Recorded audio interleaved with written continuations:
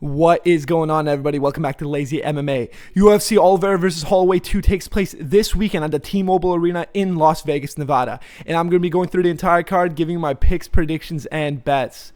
Starting off with the early prelim opener of Luke Fernandez taking on Rodolfo Vieira. Rodolfo Vieira is coming off that UD loss against Navajo Sterling. On the other side, we have Luke Fernandez coming off his 6-0 streak and that latest win of the knockout on the Contender Series. Rodolfo Bellato, prior to his loss against Navajo Sterling, he had a really weird no contest against Paul Craig where he got up-kicked and he acted like he got KO'd, thinking he was going to get a disqualification win, but it ended up being a no contest, and it was a really weird ordeal. But Rodolfo Bellato has been in the UFC for a long time now, man. He's one of the type of guys that we've seen his ceiling. We've seen what he's capable of. We've seen his dynamic striking. We've seen his ground game capability. We haven't seen any improvements. We know who he is. We know how he likes to fight. But on the other side of Luke Fernandez, this is his UFC debut. We haven't seen much of him. I've been watching a lot of his highlight reels and his fights from his regional scene, and the guy is legit. The guy's got heavy hands. He's quick on his feet. He's explosive. He breaks into range really well, and he likes to mix in the double legs every now and then when he's got his opponent pressed up against the cage. And for that reason, I'm going to pick Luke Fernandez. You see, as I said previously, Rodolfo Bellato, we've seen what this guy's capable of. He's got great striking, and he's a badass motherfucker, dude. I can't sit here and lie to you. The guy likes carnage, but the issue is this guy fights with his chin up way in the fucking air, man. I have no words to describe the lack of defense Bellato carries in his game. He is so susceptible to getting hit and takes that beating on the chin all the time. And I know this guy's got a hell of a granite chin. We even saw him take some mean shots from Navajo Sterling. We saw him have an absolute scrap on his Contender Series.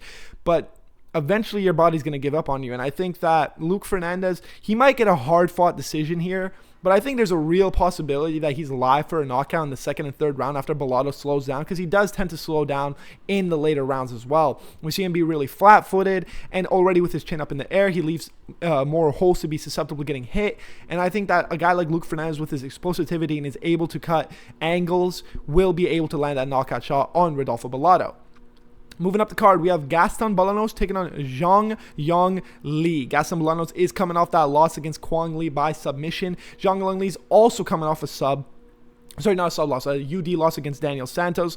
And both these guys are pretty ass. I'm just going to say it straight up. Both these guys are not really UFC level. Both these guys are regional level, seen comp at best. You know, Zhang Yong Li, we've seen this guy in the UFC for a while now, man. I remember when he got KO'd by Haider Emil. This guy's fought a lot of times on the road to UFC. And even though neither of these guys are too great, I'm going to go with Gaston Bolanos in this fight. And I'll tell you why I'm going to go with Gaston Bolanos. I am weary of Gaston Bolanos' chin because he is very susceptible to getting knocked out and also has a kind of a terrible ground game. But ground game is not really relevant in this fight. Zhang Yong Li is not a submission expert. He's not a guy who's desperate to take you down. The guy is overall mid at everything in the game. He's got all mediocre components of the game. But neither of these guys being too good. I think Gaston Bolanos does have really good boxing, though. The guy is a form of Ilia Topuria-esque boxing. Not saying he's on the level of Ilia Topuria or similar to him, but I'm saying he's similar to him in the sense of he's got very great fundamental boxing and he's very heavy on that lead leg. He likes to chew up the body, presses opponents against the cage, has a dirty clinch game, and has a mean left hook, man. Gaston Bolanos has a mean left hook.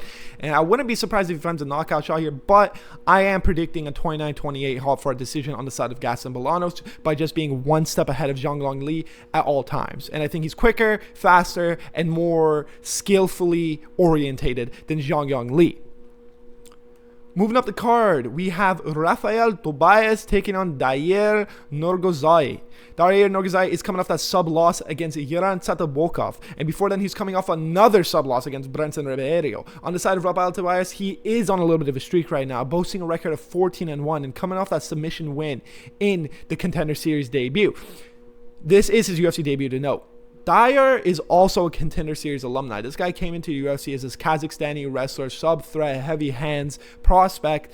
But since being in the UFC, the guy has severely fallen off. The guy has terrible cardio. He's a bigger guy for 205, but not bigger guy in the sense of muscle, but he's kind of a chunky boy. I'm going to be honest with you here. He's a little bit of a chunky boy, and since the fact he is a chunky boy, the guy does drop off in rounds 2 and 3. He might come off round 1 like a bat out of hell, but even then he doesn't come out as a bat out of hell. He sets a pace and maintains the pace, but even that pace that he sets, he cannot keep up with it. On the side of Rafael Tobias, we have a dual threat submission expert with heavy hands who likes to utilize his striking to set up the takedowns, where he likes to find the sub on the ground. This guy's not the type of guy that's just going to hold you on the ground, prolong the fight for no apparent reason. This guy is going to try and finish the fight. Neither of these guys are particularly too great, but on the side of Rafael Tobias, being a younger guy, having lots of experience, he looks explosive. He looks like he has great cardio. I've seen his regional scene tape. And for that reason, I'm going to have to go with him in this fight. I don't think the minus 250 price tag is correct. But irrelevant to that, I do think Rafael Tobias is going to win this fight. And if I had to pick a method of victory, I'm guessing sub. Just because Dyer does really slow down the later rounds, and if his jiu-jitsu capacity also diminishes in the later rounds, he's very susceptible to getting subbed. I don't know if he will, though, because this guy is also really great at the ground game. So I'm going to pick Rafael Tobias by submission. However, I would not be surprised if he does find himself a decision victory. The early prelim ender of Sumerdegi taking on Jesus Aguilar. Jesus Aguilar is coming off that fantastic unanimous decision victory over Luis Gurule, where he was steps ahead of Luis Gurule the entire fight, even dropping Luis Gurule 2 times and threatening a guillotine submission a multitude of times throughout the fight. Sumerdegi, on the other hand, is coming off that point fighting unanimous decision victory over my boy Kevin Borjas. And I'm going to go with Jesus Aguilar in this fight. And let me tell you why. Sumerdegi, for the 125 division, he is built like a Charles Johnson. He's a 5'8", really lanky, long guy. And he does boast a 10-inch reach advantage in this fight, which is something to note. However, Sumerdegi poses no danger whatsoever. The guy does not have knockout capability. The guy has 0 ground game. And you see these losses. You see these 3 losses on his record. 2 of the 3 losses are by submission. This guy has no ground game. He's a long-range kickboxer. And when you have a clean fight with him, he's going to poke at you the entire fight, locking himself a decision victory. This guy is great at kickbox point fighting, but Jesus Aguilar has got the right amount of retardation to come in there, break this guy's range, either lock up a sub or even knock him out, dude. Jesus Aguilar's got some real mustard in those hands, man. I'm not going to sit here and bullshit you. He is going to have some absolute power in those hands, which is going to be a threat to Sumerdegi. And Sumerdegi is going to be so weary of the power in his hands, I think it's going to leave him open to a takedown. And when Jesus Aguilar gets a takedown, I don't think he's going to sit down there landing ground and pound and scoring points. I think he's going to be sitting down there trying to get a sub, and I think he will lock up a sub in this fight. I think Sumerdegi is not UFC level. Both these guys have not fought really great opposition, but Sumerdegi is not an MMA fighter. He's not. That's all I have to say about it, is that he's not an MMA fighter. He does not he lacks a ground game component substantially, and he lacks no power to deter Jesus Aguilar from getting those takedowns. If Jesus Aguilar comes out there and fights a slow fight, Sumerdegi will find his decision victory all day long. But as I said, Jesus Aguilar's got the Tard strength, man. He's got the Tard strength. He likes to break into opponent's range, get up in their face, be suffocating, engage in the clinch. And man, if he forces Sumerdegi to shoot on him, even from the overt amount of pressure that he's going to put on Sumerdegi, this guy's got a dirty guillotine, man. He's locked it up 2 times in the UFC. And I think that Jesus Aguilar is shining a little bit. His only loss that we see in this 4-1 streak that he's on is against Rafael Estevam, who's an undefeated prospect, who's not even a 125er. The guy's moving up to 135, who's taking on Ethan Ewing in UFC London, I think. And for that reason, I'm going to pick Jesus Aguilar, and I'm going to pick him as my confident underdog for this lock of this card. I'm going to tell you, Jesus Aguilar is going to be one step of Sumerdegi. He's going to want it. The guy's got great pace, great cardio, and he's a threat at all times. And for that reason, I have to pick him at plus 210. Moving up the card, we have a prelim opener of Cody Durden taking on Namjarel Tumerderlil. I don't know how to say his fucking name. I'm just going to call him Art of Knockout. I'll be honest with you guys. Listen, Cody Durden, this guy needs no introduction. He's been in the UFC for a long time. He's fought everybody and anybody at flyweight. And Nurmagomedov, Nayem Dujga, whatever his name is, Art of Knockout. Even though his name is Art of Knockout, this guy, majority of his wins, 4 of his 9 wins come by submission. And this guy's been in and out of the UFC for a long time. And what I mean by that is the guy goes on the goes on the road to UFC, beats a bunch of these Asian guys, comes to the UFC to make his debut, and always falls short at the line. The guy just lacks that it factor to be a UFC contender. But on the side of Cody Durden, though this guy's got great skills, and I think that he's a very skilled opposition for Art of Knockout, and he negates his submissions by being a great jiu-jitsu practitioner himself. The guy has so many fight years on him, man. He has so much mileage on him. He's got crazy amount of scar tissue. The guy gets cut up in every single one of his fights, and I don't know if it's the age, I don't know if it's the weight cuts, I don't know what it may be, but recently in the rounds of 2 and 3, he's looked so slow. And at 125, that's not something you see. Oftentimes you see these 125ers maintain a crazy high pace for the entire fight, but Cody Durden, the guy's unable to do that, man. I don't know what you want me to say. The guy has fallen off. The fight years have gone to him. And I think if this was a few years back, I'd pick Cody Durden without a doubt in my mind, because I just think Art of Knockout does not have the it factor to be in the UFC. But because of everything, as I mentioned, because of his age, the mileage, the scar tissue, and he just has bad optics, man. The fact that he has so much scar tissue and he's so easily cut looks terrible for the judges, and that's why I'm going to go with Art of Knockout by decision. It's going to be a nitty-gritty, hard-fought decision, but I do think he can win a 29-28 UD against old man Durden. Moving up the card, we have Alberto Montes taking on my boy Ricky Turcios. Alberto Montes is coming off that submission win in the Contender Series. On the other side of Ricky Turcios, he's coming off that UD loss against Brendan Sopage. But even though it's a very clear UD loss, he did give Brendan Sopage some trouble there. The guy does have his own great wrestling against the cage. But albeit, I'm still going to go with Alberto Montes. Alberto Montes is a little bit shittier version of Brendan Sopage. You see, Alberto Montes has got alright boxing, utilizes leg kicks pretty well, but eventually what he always wants to do is get the fight to the ground, where he likes to lock up anaconda chokes. And I would not be surprised, before I get ahead of myself, I would not be surprised if Alberto Montes locks up an anaconda choke, is because when Ricky Turcios engages against the cage to take down his opponent and engages in the double leg, he has this like tick, or he has this like continuous problem where he keeps his head on the inside for his opponents. When he keeps his head on the inside and keeps his arm tight with his head, he leaves an opening for an anaconda choke or a ninja choke. And I think that a guy like Alberto Montes, because he's so proficient on the ground, could lock up a choke here. But even if he does not lock up the choke, he can make this fight nitty gritty and take out Turcios. Turcios, since he is the Ultimate Fighter Series winner of, I think, the Valentina Shevchenko season, and since then he's fallen off. Sub loss to Raul Rosas Jr., UD loss against Brendo Sopage, and also loss against Eamon Zahabi, but that's not a bad loss. But the guy's just not that great. He's not that clean in the striking compartment. His wrestling is all right, but he poses no sub threat. And I just think that he's a type of guy where, you know how Dricus du Plessis, he looks gassed, but he's not gassed because he's able to ride out all the rounds with this gassed look. Ricky Turcios is the same thing, but except on the other side of them, though he's able to continue the fight, he gets a lot more sloppy and leaves a lot more openings. And a guy like Alberto Montes, if Ricky Turcios engages against the cage and makes one mistake in the double leg, Alberto Montes will lock up an anaconda choke. So I'm going to have to go with Alberto Montes in this card. In this fight. And at minus 185, I think he's a good parlay piece. Moving up the card, we have Dante Johnson taking on my boy Cody Brundage. Cody Brundage is coming off that knockout loss 1 month ago against Cam Rousen. On the side of Dante Johnson, he's coming off that submission win against Cedriques Dumas. And I'm not going to even sugarcoat it here. I'm going to go with Dante Johnson. But before I explain why I'm going to go with Dante Johnson, dude, Cody Brundage is a fucking badass. I do not care what anyone says. I know a lot of people think he's dog shit. I know he boasts a record of 11-8, and he has a lot of no contests and draws and overturn, just a bunch of weird situations. But it does not matter, man. Like, Cody Brundage, though he's a little bit dog shit, this guy is a dog. In every single one of his losses against these top-touted prospects like Cam Rousen, like Bo Nickel, this guy gives them trouble prior to them finding that finish. Like against Bo Nickel, if you remember, when Bo Nickel engaged in his first takedown attempt, Cody Brundage not only reversed it, but fucking slammed Bo Nickel to the ground and even gave him a fucking flip off and said, fuck you, to Bo Nickel. And even when he was fighting Cam Rousen a month ago, he was busting up Cam Rousen. See, when Cody Brundage faces off against taller, lankier guys that like to sit there and poke shots at him, he breaks range really well and does explosive combinations to basically batter up his opponents, but always falls short because it's Cody Brundage.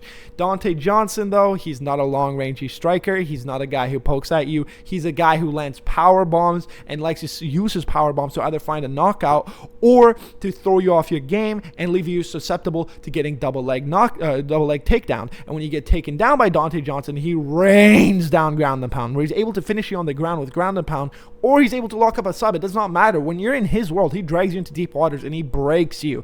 And Dante Johnson's a fucking badass. For the Contender Series, let me give you a little bit of lore here. Dante Johnson making his debut on the Contender Series, they had no opponent for him, but he really wanted to make his debut. So what they said that we have a heavyweight guy who's also supposed to be on the Contender Series that does not have an opponent. So what did Dante Johnson's badass do?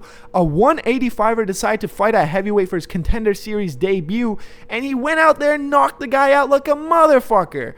Dante Johnson's a bad mofo. He's got a wrestling background. He's got a football background. He's strong, sturdy, lower center of gravity. And Cody Brundage, I don't know why he's taking this fight. I like Cody Brundage. I know I just talked a lot of shit about him. Also gave him his respect, but 1 month ago against that devastating loss against Cam Rousen, I don't know, maybe he's scared because he's at the end of his contract and wants to get as much money as he can. Maybe he thinks Dante Johnson's not that guy. I don't know why he took this fight. I don't know who this guy's fucking manager is, but I think it's a terrible stylistic matchup for him. If this guy was a tall, lanky striker, sure, I can make an argument for Cody Brundage, but he's not.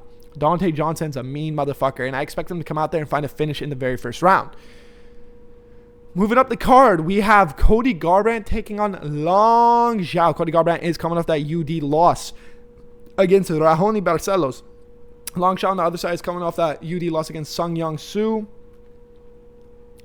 And I'm going to go with fucking Cody No Love in this fight. Cody No Love, the name is fitting because the guy's been getting a lot of no love in these recent years. I understand that post-Dominic Cruz win where he was the best bantamweight in the world for 25 minutes, the guy has fallen off substantially. We know his chin is gone. We know his cardio is diminished. But it does not matter. Long Zhao, man, I get this guy is 27 years old, but he boasts a record of 27-10. This guy is a veteran of the game in the sense that we're able to get a lot of data from this guy's previous fights. Everything we've seen this guy capable of, we've seen it. This guy is a really reckless striker, doesn't really engage in takedown super well. I wouldn't be surprised if Cody Garbrandt himself implements a takedown here because Long Zhao is so reckless with his shots and is just trying to hit his opponents at any cost that he leaves himself to being taken down. Or I think we're going to see Cody No Love give us a vintage performance knockout in this fight because Long Zhao's reckless striking leaves him open for that uppercut all day long. And what is Cody Garbrandt known for? Disgustingly great boxing, disgustingly perfect combinations, disgustingly perfectly timed counter shots. And I think that Cody Garbrandt is going to beat Long Zhao by being the more patient, more veteran savvy, the more skilled veteran in this fight, the more skilled fighter. And I think that Long Zhao's recklessness is going to be his downfall. And I think that Cody No Love is going to come out there and give us a vintage performance at UFC 326 and get another ranked opponent and get viciously knocked out. But when it comes against guys like Long Zhao, Cody Garbrandt is still that fucking guy. And people must have forgot. And that UD loss against Raoni Barcelos, where he gave Raoni Barcelos a good fight, and Raoni Barcelos for some reason is now one of the best fucking bantamweights in the entire world. I don't even know how that's fucking possible in the big 2026. But Cody Garbrandt has only lost to legit fighters. And the loss prior to my boy Raoni Barcelos was Davidson Figueiredo by sub, where he was able to damage Davidson with his Figueiredo with his boxing. And it's Davidson fucking Figueiredo. You know what I mean? Who the fuck is Long Zhao? And I think that odds makers price this fight wrong, and I think that I'm going to go with Cody Garbrandt to give us an upset win at UFC 326 at the T-Mobile Arena in Las Vegas, baby. Let's fucking go. I fucking love No Love, guys. He's a great boxer. Now, we're going to the main card opener of Gregory Robocop Rodriguez taking on Bruno Ferreira, the Hulk. It is important to note this is the second time they are fighting. Bruno Ferreira fought Gregory Rodriguez a few years back on short notice where he found himself a knockout in the very first round. But I don't predict this fight going the same way as the last one. Gregory Rodriguez since then has put together himself a really nice win streak, with his only loss being against Jared Cannonier, where he pretty much knocked out Jared Cannonier in the second round, but Jared Cannonier was able to recover and find that finish in the fourth round. Gregory is still that guy. I don't care. I understand his cardio is not that great, but that was a 5-round fight. But other than that, in 3 rounds, this guy excels. Roman Kopylov, he's CLD, Jack Hermanson, vicious knockout against Jack Hermanson, and since then, Gregory Rodriguez has made great improvements to his game. We know that this guy's dangerous. We know this guy's got bricks for hands. We know that this guy's got great jiu-jitsu, but both these guys have great jiu-jitsu where I think it's going to negate the grappling aspect in this fight. But Bruno Ferreira is coming off that UD win, that split decision win against Marvin Vettori where he went life and death with Marvin Vettori.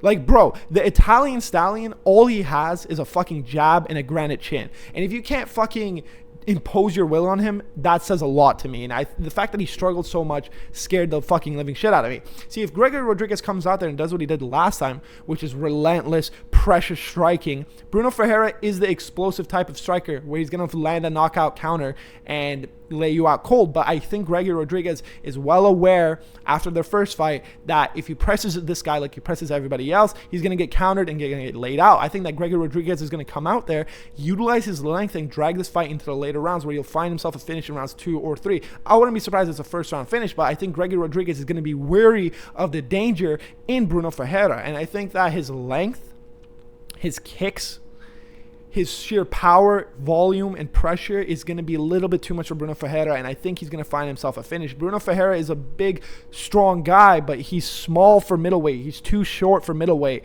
and I think that for that reason, Gregory Rodriguez is going to come out there, utilize his length, utilize his power, break down Bruno Ferreira, and land himself that knockout shot. Moving up the card, we have Drew Dober, the race killer, taking on Michael the Menace Johnson. Both of these guys need no introduction. These guys are some of the baddest motherfuckers in the UFC. They've been around forever. Michael Johnson knocked out he didn't knock out, but Michael Johnson gave Justin Gaethje a war. Michael Johnson finished Dustin Poirier. Michael Johnson's been around forever. I don't need to sit here and give you guys a background on who these two guys are. But both these guys are old. Both these guys are not in their heyday anymore, but it doesn't matter. Unk still got it, dude. Michael Johnson's coming off that great upset victory over Daniel Zellhuber. But it does not matter. I'm going to go with Drew Dober in this fight, and I'll tell you why. Both these guys have a lot of mileage on them. Both these guys have been knocked out, but Michael Johnson has more of a fucking dust chin than Drew Dober. Michael Johnson, you can sneeze on him and he'll get knocked out. But here's the thing, guys.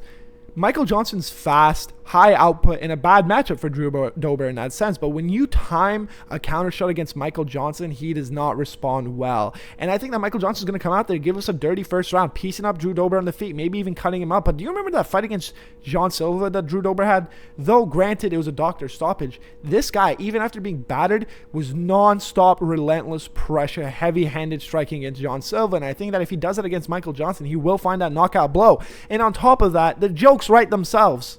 Okay, Drew Dober, when he fights black guys, man, certain edge enters the field, all right? It's not the same Drew Dober we see when he's fighting a guy like Matt Frevola. We see Drew, the fucking race killer Dober. He's finished every black guy in the fucking lightweight division except for Michael Johnson and except for Jalen Turner. And I think that after this fight, Jalen Turner, you're next. He's competing that trio. He doesn't need a fucking belt. He doesn't need any accolades. We know what his accolades are. And jokes aside, I think that this fight, regardless of the outcome, is going to be an absolute firefight. And I think the fans are in for a fucking treat, man. These guys are going to give us a war, man. This is a dying breed of fighters. You know, the sport is coming more into... MMA and UFC is turning more into a sport, which I love. Don't get me wrong, but this is a dying breed of the fighter. And we're about to see some violence here, guys. And I'm really excited for this fight. But I am picking Drew Dober by knockout in the second round. Moving up the card, we have Raul Rosas Chiwiwis Jr. taking on Rob Font. Rob Font is coming off that UD loss against David Martinez, and before that, he's coming off that split decision win against Jin Masamoto, where he was taken down 6 or 7 times. Raul Rosas Jr. on the other side, he's coming off that UD win against Vince Morales, and before that, he subbed... Oh, I don't even know who the fuck this guy is. I'm not going to sit here and bullshit you. But before that, he subbed Ricky Tercios a few years back. And I'm going to pick Raul Rosas Jr. in this fight, and I'm going to pick him by sub, and I'm going to make it very quick, very easy, very simple. Rob Font, he's got bricks for hands. His chin is dust a little bit, but he's got brick for hands. He's veteran savvy, been in the game forever, but he's turning 39, and this guy has like a 38% takedown defense. He gets takedown a lot, man. He gets taken down so many times in his fights, though they're not able to find the sub, and I think he's only been subbed one time in the UFC. Don't quote me on that, but... Even though this guy doesn't get subbed, Raul Rosas Jr.'s grappling style is not the one that's going to rain down ground and pound and score points. He's not the type of guy that's going to positionally control you. He's a guy that looks for a submission at all times, and his transitional grappling and his scrambles are a sight to see, man. Raul Rosas Jr. is great. It does not matter if you want to engage in a scramble. This guy will change positions at all times, and pose a sub threat at any position, off his back, inside control, maybe an arm bar, maybe even a guillotine. It does not matter. Raul Rosas Jr.'s scrambling ability and sub threat is constant throughout this fight. He fixed his cardio problem after his loss against that other Mexican dude. I forgot his name, the fucking parlay killer. What the fuck? Yeah, Christian Rodriguez. But Rob Font has never faced a guy like Raul Rosas Jr., and we saw him get taken down 6 or 7 times against Jean Masamoto. And Raul Rosas Jr., when he takes you down, he's not going to be like Jean Masamoto scoring points. He's going to come out there and he's going to lock up a sub against Rob Font. He's never fought someone like Raul Rosas Jr. And Raul Rosas Jr., I'm not saying he's the greatest guy in the UFC. I'm not saying that this guy's having far career expectations or whatever. I'm just saying in this fight, he's a very bad stylistic matchup for Rob Font. And I think he's going to come out there, UFC 326, Olivera Vs Holloway 2, lock up a sub, and make a big call out.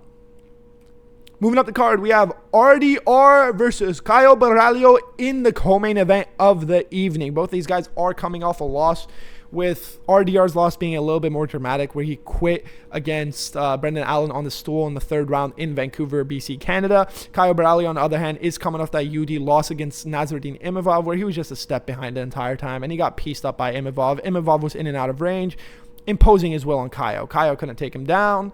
Caio couldn't establish his striking. And this is a toss-up fight, guys. I cannot believe RDR's even though it says plus 195 on Topology, on all sportsbook, he's a plus 235. And there's so much recency bias here, guys. I understand the optics against the Brandon Allen fight. I understand all that, but it's all recency bias. And let me tell you why. This guy's blood work was out of whack, and it was so evident that there was something biologically wrong with him in that fight. He came out the first round, and it was very unfamiliar to what RDR likes to do. All that he did was spam a takedown, land inside control, sometimes get into half mount, get into full mount, whatever. But he just laid on top of Brendan Allen for the first round entirely, not getting any damage on his side, not landing any damage on the opposing side. But he was slow to get up. He was just out of whack, man. And it was because he cut weight 5 times in a year. He's a big guy for middleweight. His blood work was out of whack. And that's why we saw him topple. And I think that recency bias and that perspective should be thrown out the window. And we should look at these guys for the skills that they have.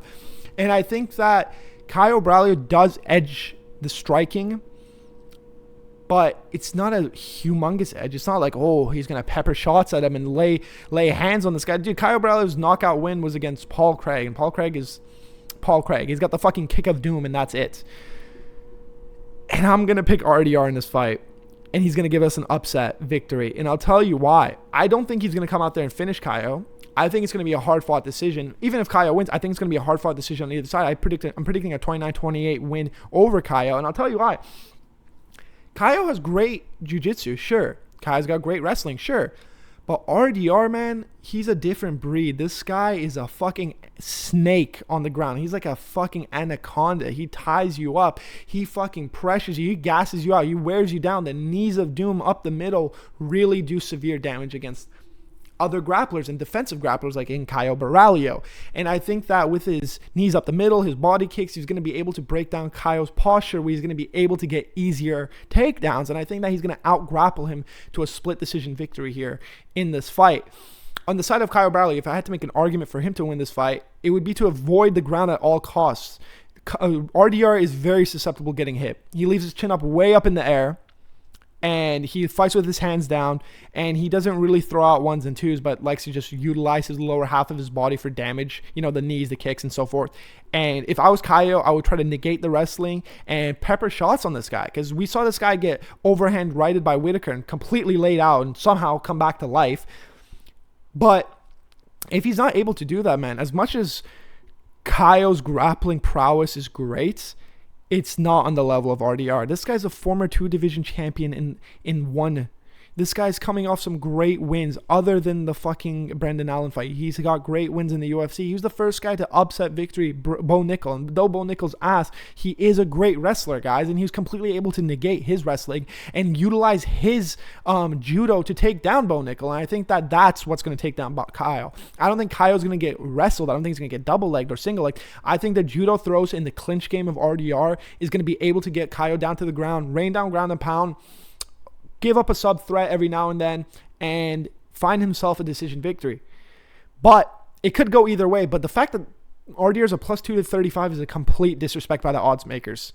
And a lot of people are counting him out in this fight. I don't understand why. Because of the Brendan Allen fight, where it was super evident that something was wrong with him. I don't know, man. But I am really excited for this fight, guys. Now, it's time for the main event of the evening. Max, the Blessed Express Holloway, is taking on Charles do Bronx Oliveira. Charles do Bronx Oliveira is coming off that submission win against Mateus Gamrot in Rio, Brazil. On the other side of Max Holloway, he is coming off that UD win against Dustin Poirier. And before that, both these guys are coming off the loss to the GOAT, Ilia Topuria. But that's not really relevant in this fight. I've been tossing and turning of who I'm going to pick in this fight. And I've been trying to make arguments for Oliveira as much as I can this entire week in my mind. But I just can't, and I'll tell you why. Look, Max has never fought a grappler like Oliveira. Oliveira's the greatest submission artist in the entirety of the UFC. This guy has the most amount of submissions in UFC history across the board. On top of that, he's not fought in the featherweight division in 11 years, and he still has the most amount of sub wins in the featherweight division. This guy is that guy on the ground, and he's got some real mustard in his hands. But even though he's got mustard in his hands, even though this guy's got great body kicks, even this guy manages range really well, he is a Chuto Box Brazil kickboxing Muay Thai style. And what I mean by that is he has no head movement. He has no head movement. He gets dropped in the first round of every single fight he's in. Granted, no one engages him on the ground, and he's able to recover and then impose his will in the later rounds. But the fact that he gets dropped in every round, you know what that tells me? And what we've seen is that this guy has so much mileage on him. I get that they're similar in age, but do Bronx, especially because of his style, has so much mileage on him, has so much scar tissue on him, and he's so susceptible to getting hit. And he's also a little bit retarded. I'm sorry, but he is. When this guy starts getting pieced up, instead of keeping, regaining range and distance and resetting, he engages in the firefight. And when he engages in the firefight, man, if you engage in a firefight with Max Holloway, you're going to get knocked out. These guys need no introduction in their styles. Max Holloway cuts angles super well, runs circles around his opponents. His output is extremely high. I think he boasts the highest strike output in the entire UFC. If this fight goes all 5 rounds, he even has the most amount of minutes inside the octagon in the UFC. Max Holloway, man, if you engage with this guy and have a firefight with him, he's going to knock you out. Even though he's not a powerful guy, the output always gets to his opponents. And I think that Oliveira, regardless of output, regardless of anything, his chin has turned into dust. Father time comes for us all, guys. And I think it's come for Charles Oliveira. Even in his win against Mateus Gamrot, where no one does that to Mateus. Slamming him on the ground, locking up a rear naked choke. No one does that, Mateus. Even though he looked great, he was getting touched up by Mateus Gamrot, who's not a striker. And for a second there, he looked a little wobbly. He does not respond to strikes really well anymore, man. His age has gotten to him. The mileage has gotten to him. And I don't know. The guy did come off a split. He did have a split decision loss against Arman Tsarukyan, which is super impressive. It's Arman fucking Tsarukyan. But Max Holloway, man, if he's not able to implement his grappling whatsoever, Max Holloway's going to piece you up. And when he pieces you up, he's going to find a knockout. He's not a knockout artist, but he's going to knock out Charles Oliveira, guys. And I hate to say it, man. I love Dubronx. Charles Oliveira. I love Charles Oliveira. I really do, and I really do hope I'm wrong. I really do hope that Oliveira comes out there and blasts a double and subs Max Holloway, and everybody goes wild, and he's back, and he fights Tsarukyan again and avenges that loss and gets his romantic story, his romantic ending, but I don't know if that's going to happen, dude. The MMA game is a fickle bitch, man. She is unforgiving and mean, and I think regardless of skill, your body catches up to you, and I think the body health has caught up to him, and I really think he's diminished a little bit, and I don't think he reacts to strikes really well, and you can't train a neurological response of getting knocked out. I think he's going to be laid out cold on Saturday night, guys. I hate to say it. I really think that Max is going to lay him out cold within the first 3. But if I had to make an argument for Charles Oliveira, if he's able to get past the first round, he can do what he always does in his later rounds. And he has mustard in his fucking hands. If he can gain the respect of Max Holloway and pick his shots appropriately and engage the grappling compartment when Max does not expect it, Charles Oliveira can lock up his sub here and can finish Max. But if he's not able to do that and the fight stays standing for too long, the output of Max Holloway is going to get to him, and he's going to eventually find that chin, press Charles Oliveira's bun, and Oliveira is going to be laid out cold. Well, guys, this has been my picks, predictions, and bets for UFC 326, Holloway versus Oliveira 2. I'm so excited for this card, guys. I've been anticipating this card this entire week, and I understand some of the names are lackluster. I understand this card is not stacked, but these matchups are going to be firefights. It does not matter of the name value. The matchups are going to be firefights, and I'm so excited. I think we're going to see some absolute violence we haven't seen in a long time on this card, and I'm fucking hyped. Well, this has been Lazy MMA, lazy analysis, serious results. Catch you in the next one.